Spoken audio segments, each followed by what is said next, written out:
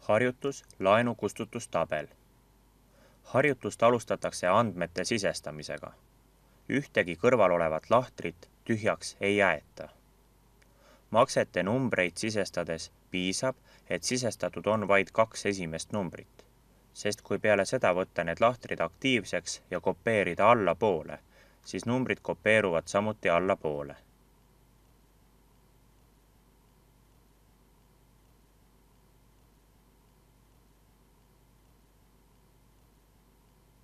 Sarnaselt toimib ka kuupäevade lisamine.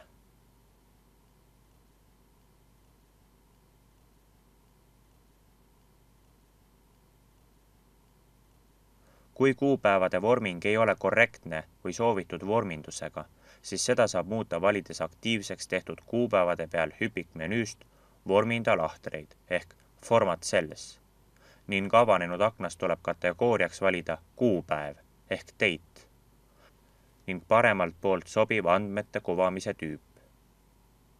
Põhiosa sisestatakse vaid esimesse lahtrisse ning seejärel kopeeritakse seda allapoole.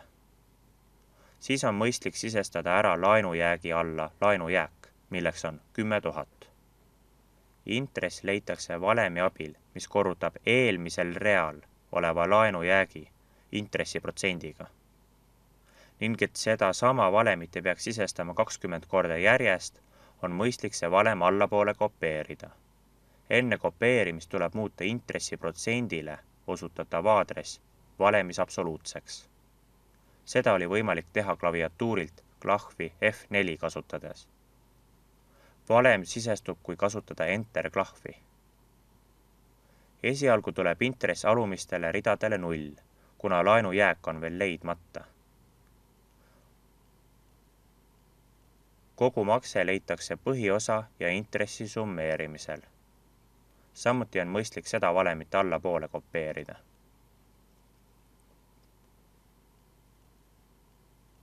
Laenujääk leitakse valemi abil, mis lahutab eelmisel real asuvast laenujäägist põhiosa tagasimakse.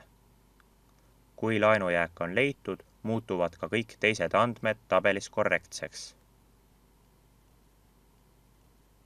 Vormindamise käigus tuleb veergude laiused muuta selliseks, et kõik andmed mahuvad korrektselt lahtritesse ära.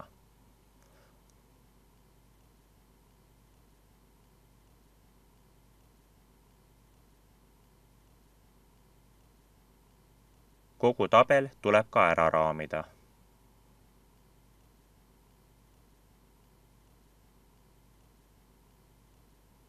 Sellisel kujul tehtud ülesanne on valmis.